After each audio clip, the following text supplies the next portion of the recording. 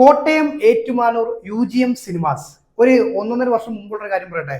നിങ്ങൾക്ക് അറിയാവുന്ന കാര്യമാണ്. നമ്മൾ കേരളത്തിന്റെ പല ഭാഗങ്ങളിലുള്ള പല തിയേറ്ററുകളിൽ പോയിട്ട് അവിടെ പോയി സിനിമ കണ്ട് അതിൻ്റെ ഒരു എക്സ്പീരിയൻസ് പറയാറുണ്ട്. അങ്ങനെയാണ് നമ്മുടെ ഏറ്റുമാനൂർ UGM സിനിമാസിൽ പോയി സിനിമ കണ്ടിട്ടുണ്ടായിരുന്നു. അത് കഴിഞ്ഞ് തിയേറ്ററിനെ പറ്റിയുള്ള അഭിപ്രായം പറഞ്ഞിട്ടുണ്ട്. വളരെ മികച്ച ഒരു തിയേറ്റർ ആണെന്നാണ് നമ്മൾ അന്നും ഇന്നും പറയുന്നത്.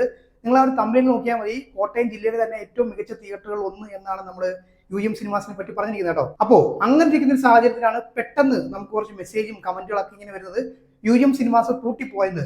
അപ്പൊ ഇത് കേൾക്കുമ്പോൾ എന്തായാലും നമ്മൾ പെട്ടെന്ന് ഷോക്കാവും. കാര്യം മികച്ചൊരു തിയേറ്റർ ആണല്ലോ. അപ്പൊ അതുകൊണ്ട് തന്നെ നമ്മൾ ആദ്യം ചെയ്തൊരു കാര്യം എന്ന് വെച്ച് കഴിഞ്ഞാൽ നേരിട്ട് തിയേറ്ററിലേക്ക് വിളിച്ച് ചോദിക്കുകയാണ് ചെയ്തത്. തിയേറ്ററിന്റെ ഒഫീഷ്യൽ ഫേസ്ബുക്ക് പേജും അതുപോലെ തന്നെ ഇൻസ്റ്റാഗ്രാം പേജിൽ അവരുടെ നമ്പർ കൊടുത്തിട്ടുണ്ടായിരുന്നു. അപ്പൊ ആ ഒരു നമ്പറിൽ വിളിച്ച് ചോദിച്ചപ്പോൾ അവിടെ നിന്നുള്ളൊരു പ്രതികരണമാണ് നമ്മൾ ആദ്യത്തെ ഒരു വീഡിയോ ആയിട്ട് ചെയ്തത് കേട്ടോ. അതിനുശേഷം പിന്നീട് എനിക്കൊരു മെയിൽ വന്നിട്ടുണ്ടായിരുന്നു. അപ്പൊ ആ ഒരു മെയിലിൽ എന്തൊക്കെ കാര്യങ്ങളാണ് പറഞ്ഞിരിക്കുന്നത് അത് ഞാൻ ലൈവായിട്ട് തന്നെ രണ്ടാമതൊരു വീഡിയോ കൂടി ചെയ്തിട്ടുണ്ടായിരുന്നു കേട്ടോ. അപ്പൊ ശരിക്കും പറഞ്ഞു കഴിഞ്ഞാലേ നമ്മൾ ആരുമല്ല തിയേറ്റർ പൂട്ടി അല്ലെങ്കിൽ ഈ തിയേറ്റർ ബിൽഡിംഗ് പൊളിച്ചു കളയാൻ പോവുകയാണ് എന്നൊന്നും പറഞ്ഞത്. ശരിക്കും പറയാം, നമ്മൾ ആ ഒരു നമ്പറിലേക്ക്, അതായത് തിയേറ്ററിന്റെ ഒഫീഷ്യൽ നമ്പറിലേക്ക് വിളിച്ച് ചോദിച്ചപ്പോൾ അവിടുന്ന് കിട്ടിയ ഒരു റെസ്പോൺസ് ആണ്. അതായത് തിയേറ്റർ പൊളിക്കാൻ പോവാണ്, അതുപോലെ തന്നെ തിയേറ്റർ പൂട്ടുവാണെന്നൊക്കെ പറഞ്ഞിട്ട് അവിടെ നിന്നാണ് നമുക്ക് കിട്ടിയത്. അപ്പൊ അതിന്റെ അടിസ്ഥാനത്തിലാണ് നമ്മൾ ആ ഒരു വീഡിയോ ചെയ്തത് കേട്ടോ. അപ്പൊ കഴിഞ്ഞ ദിവസം ഞാൻ തിയേറ്ററിന്റെ ഭാഗത്ത് നിന്ന് വേറൊരു വീഡിയോ കണ്ടിട്ടുണ്ടായിരുന്നു കേട്ടോ. അപ്പൊ അതിനകത്ത് കുറച്ചുകൂടെ കാര്യങ്ങൾ വിശദീകരിക്കുന്നുണ്ട്. അപ്പൊ ആ കാര്യങ്ങളോടെ ഞാൻ ഈ ഒരു വീഡിയോയിൽ പറയാം കേട്ടോ. അപ്പൊ അതിനു മുമ്പേ നമ്മൾ ഇതിപ്പോ കോടതിയുടെ അണ്ടറിൽ ഇരിക്കുന്ന ഒരു കാര്യമാണ്. അപ്പൊ അതുകൊണ്ട് തന്നെ നമ്മളിപ്പോ പറയുന്നതൊക്കെ ഒരു ഭാഗത്തിന്റെ കാര്യം മാത്രമാണ്. അപ്പൊ ഈ കോടതി എന്തായാലും ഈ യൂട്യൂബ് വീഡിയോ അല്ലെങ്കിൽ ഫേസ്ബുക്ക് വീഡിയോ അതൊന്നും നോക്കിയിട്ടല്ല കോടതി പരിഗണിക്കുന്നത്.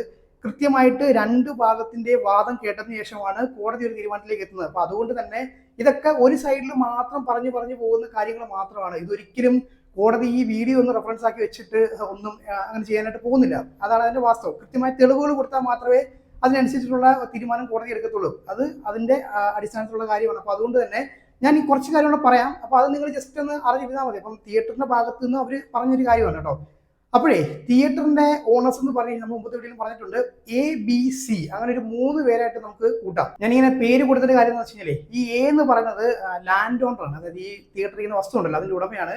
ഈ A എന്ന് പറയുമ്പോൾ അത് അമേരിക്കയായിട്ട് നമ്മൾ താരതമ്യം ചെയ്യണം. കാര്യം ഈ ലാൻഡ് ഓണർ ഉള്ളത് അമേരിക്കയിലാണ്, US അദ്ദേഹം ഉള്ളത്.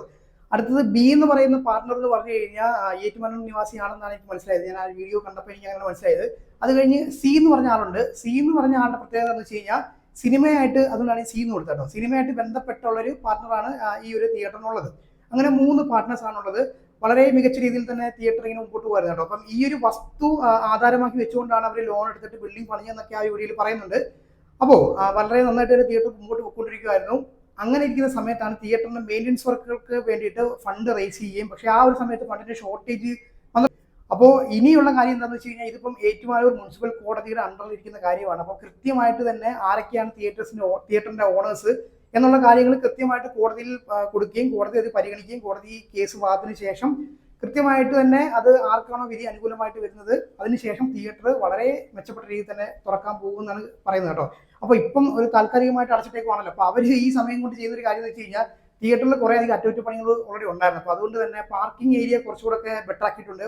കുറേ അധികം മെയിൻ്റനൻസ് വർക്കുകൾ ഈ ഒരു സമയത്ത് അവർ ചെയ്തു പോകുന്നുണ്ട് കേട്ടോ. ശരിക്കും പറഞ്ഞ ഒരു താൽക്കാലിക അടച്ചിട്ട് ആണെങ്കിൽ പോലും ഒരു സൈഡിൽ കൂടെ മെയിൻ്റനൻസ് വർക്ക് കൂടെ നടന്നു പോകുന്നുണ്ട്. അങ്ങനെ ഒരു കാര്യങ്ങളുണ്ട് കേട്ടോ. അപ്പൊ ഇതിന്റെ ഒരു കൺക്ലൂഷൻ എന്താണെന്ന് ചോദിക്കുകയാണെങ്കിൽ ഈ കോടതി വിധി എന്ന് വരുന്നോ അത് കഴിഞ്ഞിട്ട് ഇപ്പം ആർക്കാണ് അനുകൂലമായിട്ട് വരുന്നത്, മിക്കവാറും എയ്ക്കാണോ Aക്കും Bക്കും ആണോ അതോ ഇനി Cക്കാണോ ആർക്കാണ് അനുകൂലമായിട്ട് വരുന്നത്, അതിനുശേഷം എത്രയും പെട്ടെന്ന് തന്നെ തിയേറ്റർ അതിശക്തമായിട്ട് തന്നെ തിരിച്ച് ഓപ്പൺ ചെയ്യും എന്നാണ് ഇപ്പം ആ ഒരു വീഡിയോയിൽ പറയുന്നത്.